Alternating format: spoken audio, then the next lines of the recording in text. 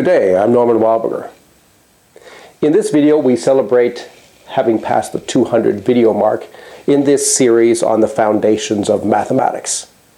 So it's a kind of a happy occasion. It's a time for us to look back briefly and summarize some of the things that we've been accomplishing, and also to look forward to the future and the new directions that we're going to pursue in this series.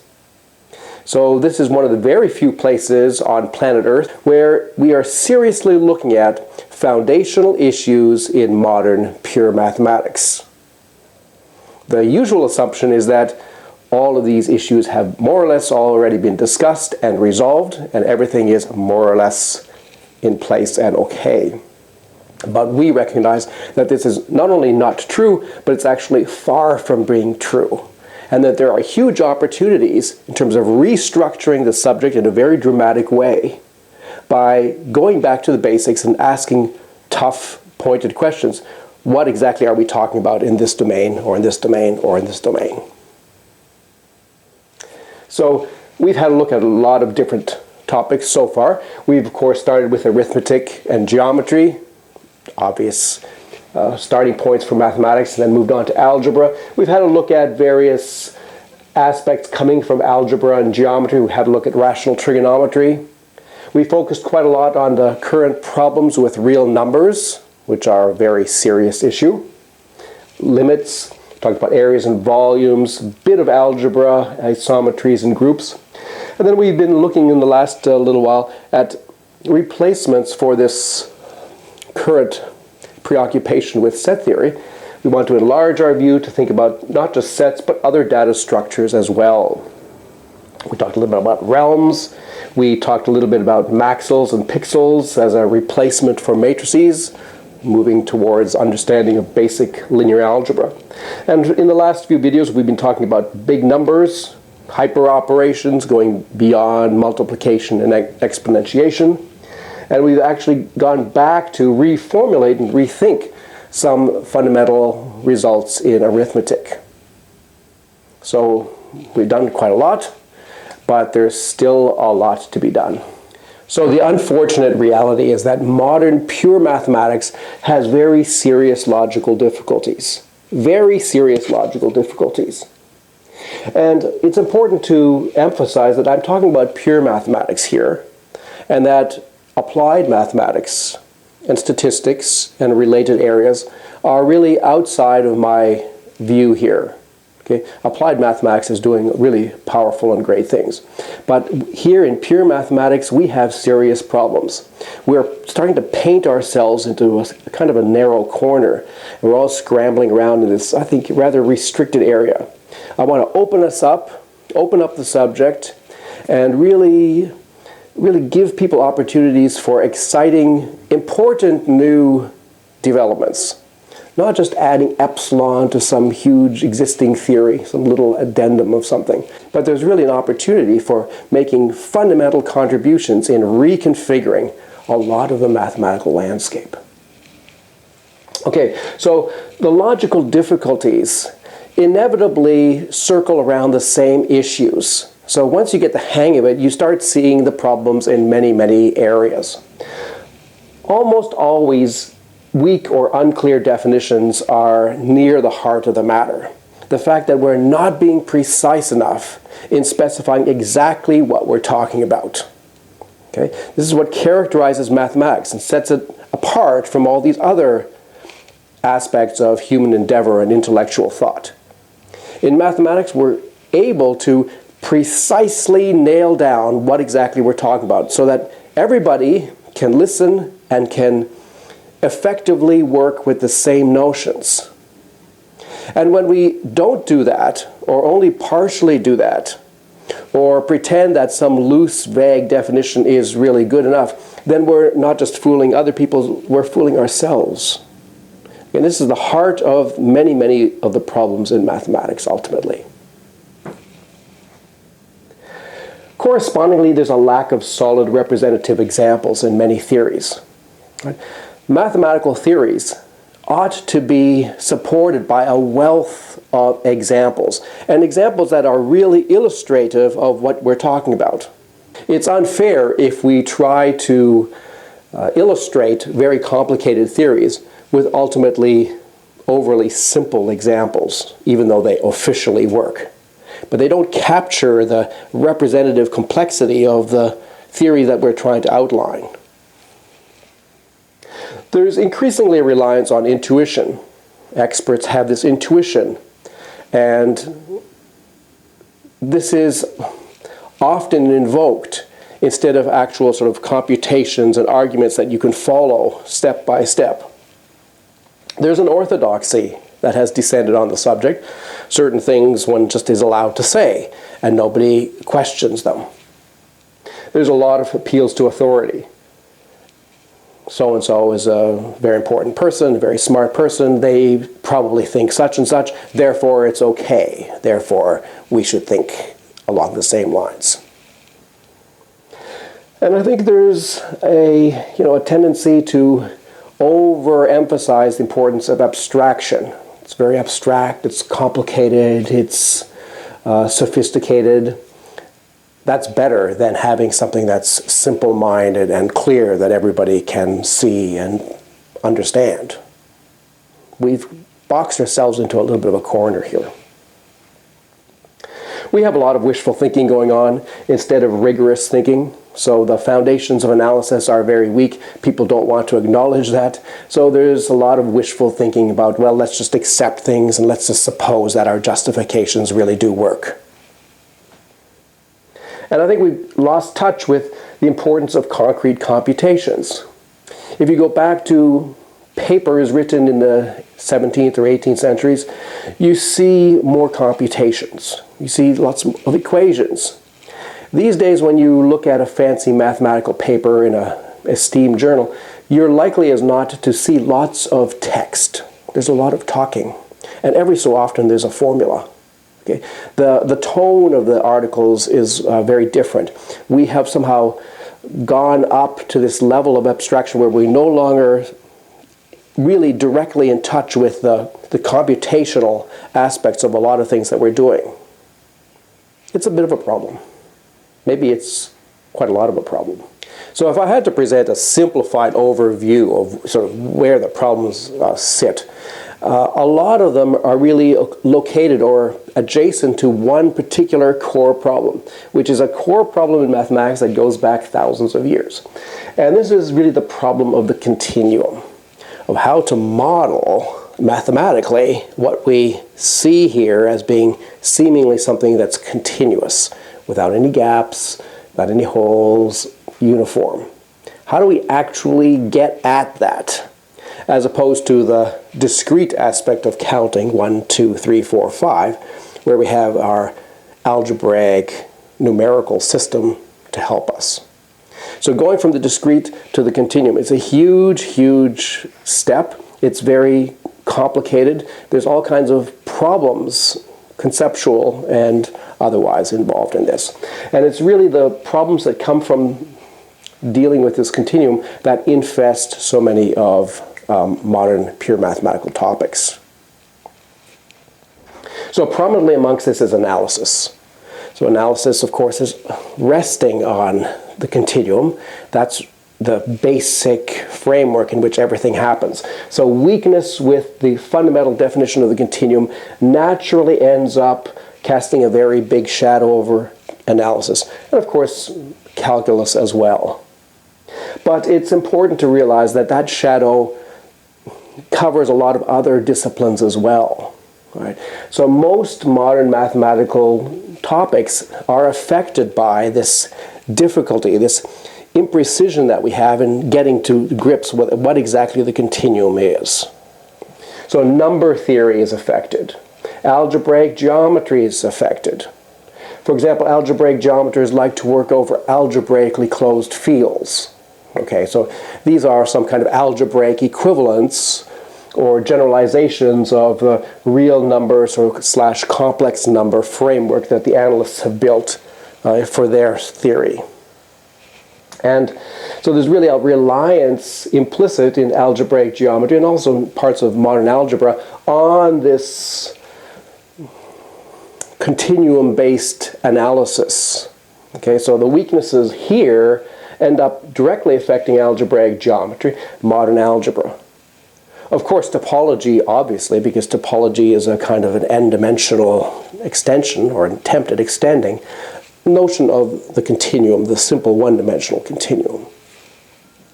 Differential geometry runs into a lot of the same kind of problems. It's sort of a combination of topology and analysis, so the problems that are here obviously get reflected there. Now, this is not all of pure mathematics, okay? There are some areas that are immune or largely immune to these difficulties.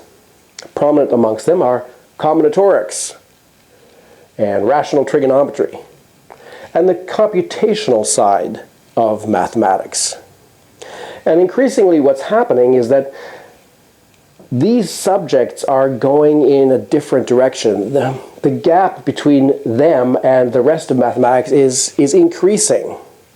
And it's very interesting to watch how a lot of the disciplines here are trying to move towards combinatorics, especially. Of course, they haven't understood rational trigonometry yet, so they're not yet aware that that's a good place to go. But certainly they appreciate the importance of combinatorics and its solid foundational aspect. And so a lot of these disciplines are trying to move towards combinatorics, whether they want to sort of phrase it that way or not. And of course also trying to link to the obvious growth of computational issues. But by and large, what's happening is that there's a separation between the dock and this floating ship, and you've got one leg on one side and one leg on the other side, and it's becoming increasingly awkward to try to maintain a connection between these two things. Some of the problems, the core problems surrounding this continuum problem, have been talked about at some length in my famous Math Problems 19 videos. There's 4 of them there that talk all about sort of the history of this and sort of give you an overview of what's going on there. And it's important to recognize that also an important part of the story is how we've tried to patch up the difficulties. So basically what we've done is we've accepted the help from the philosophers.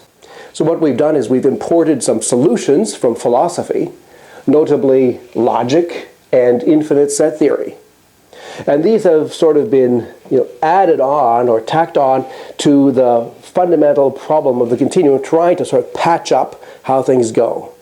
Because the analysts themselves haven't been able to solidly really come up with a model that's solid, sort of pure mathematics. Now these days it's presented as if these two subjects are actually part of mathematics, but as we will see, historically that's not the case, that they're really coming from philosophy, and in my view they're just band-aid solutions that if you look carefully at them, somewhat critically, you see that they don't really work to address the fundamental problems that we have. We need different kind of thinking. So what do I propose that we're going to do? How are we going to move forward on this? Well, what I'm going to try to do here in this series is, first of all, I'm going to carry on exposing the problems. I'm not going to shy away from that. Someone has to do this. Someone has to lay out what the problems are, and I guess it's me.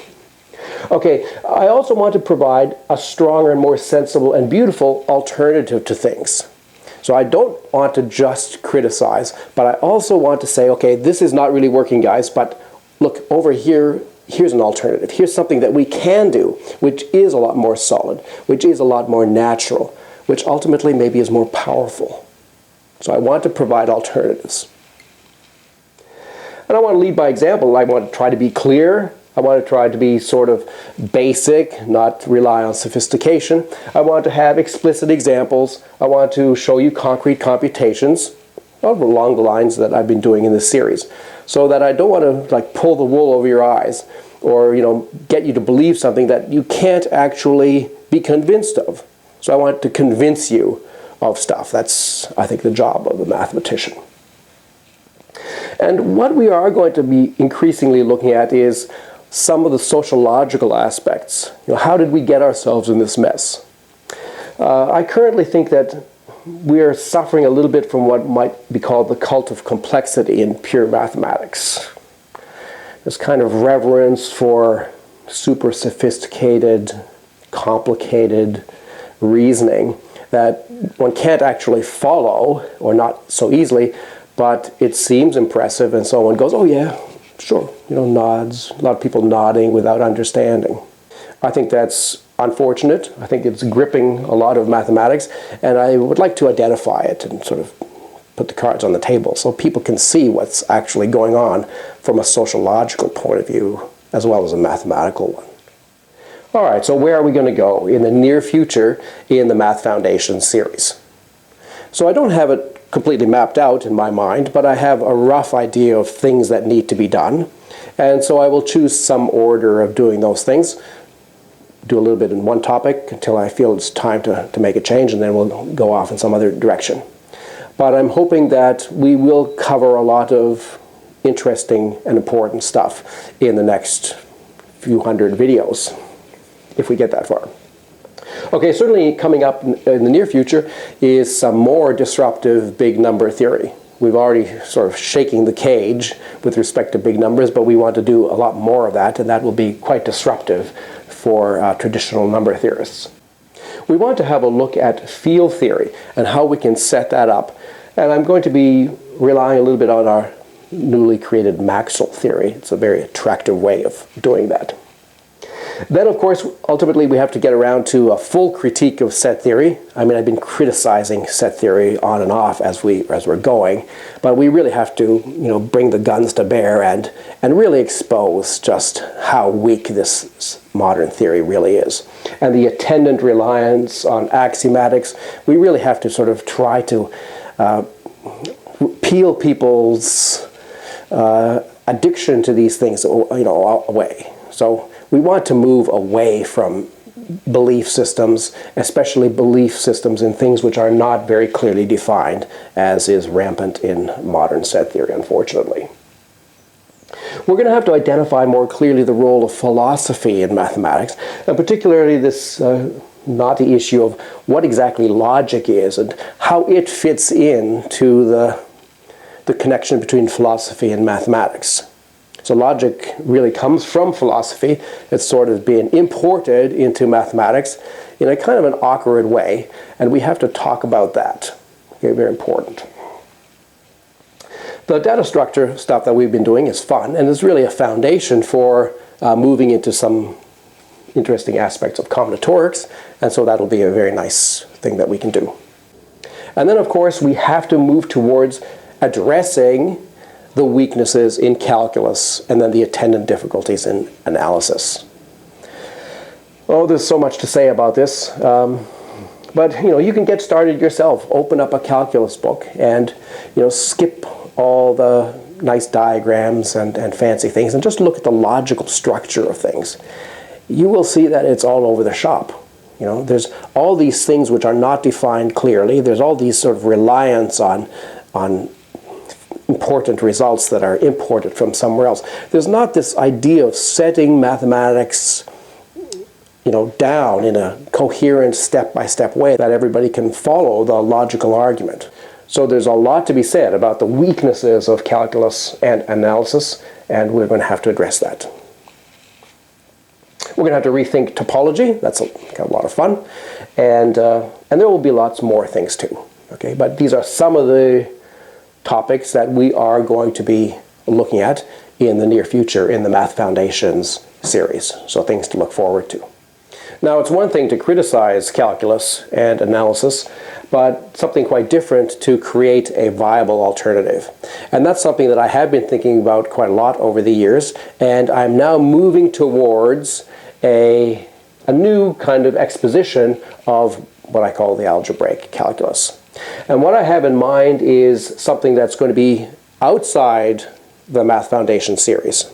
So something separate that will be essentially a standalone course on the algebraic calculus. And it'll be something different from my YouTube series. So the plan is that there will be problems and exercises. It'll be like a course, an online course that you can take. And I'm working on that, but it'll still be a while before that's ready to go. But maybe in the next year or two, I will be in a position to offer such an online course to people. That's very exciting. And I think it's a kind of a calculus that would have been in the spirit of Euler and Lagrange, that they would approve of this, but it'll also have interesting novel orientation, and of course have an important sort of computational focus. So that's something to keep in mind. The algebraic calculus is coming to a neighborhood near you, and that's a very exciting development that's, I think, going to really illustrate that not only are there serious problems with the modern way of thinking about things, but there is really a better way. Okay, there is really a seriously better way of thinking about a lot of the things that we're currently basically waffling about. And finally, I would like to give some thanks to various people who really make it possible for me to do what I'm doing here. So I'd like to thank the Australian taxpayers to whom I've dedicated this series. Ultimately, I'm an academic at a major Australian university, and that's supported by the Australian people who deem that it's reasonable that people like me can be supported to at least spend some of their time thinking about abstract things and leading to initiatives like my YouTube channel. So thanks very much, Australian taxpayers. I really do appreciate your support, indirect though it may be. I'd like to thank my wife and my daughter for putting up with all my constant YouTube videoing. So it's great that they don't object too strongly to me, every so often saying, hey, we need quiet, time for a video, etc. I'd like to thank my colleagues at UNSW. My colleagues know that I'm kind of a heretic, and they put up with me in a friendly kind of way, and I think that's really great. I suspect that other disciplines, mavericks feel more pressure to conform, and so I really do appreciate the sort of space that I'm given and the tolerance that is exhibited to me. I'd like to thank my patrons. So I have a Patreon site where people can support my YouTube channel. And so I have some people supporting me there, my patrons. Thanks very much, everyone. That's really appreciated. And if you would like to contribute, well, you can go to this site and help support this revolution in thinking about mathematics. And finally, general thanks to all my viewers, to all you people who are supporting me by watching my videos and by making all kinds of really valuable comments. Okay, the comments are great. I don't always agree with them. That's fine, no problem, as long as we're reasonably polite. I think it's great to have a robust discussion, and I really I look forward to a lot more discussions and interesting, vigorous debate as we move on towards repositioning modern mathematics. In my next video, we are going to return to this question of factoring numbers and what happens when you divide one number by another. So the problem of reciprocals and the Euler-Totient function figures prominently there. Interesting stuff there. I hope you'll join me for that. I'm Norman Wildberger. Thanks for listening.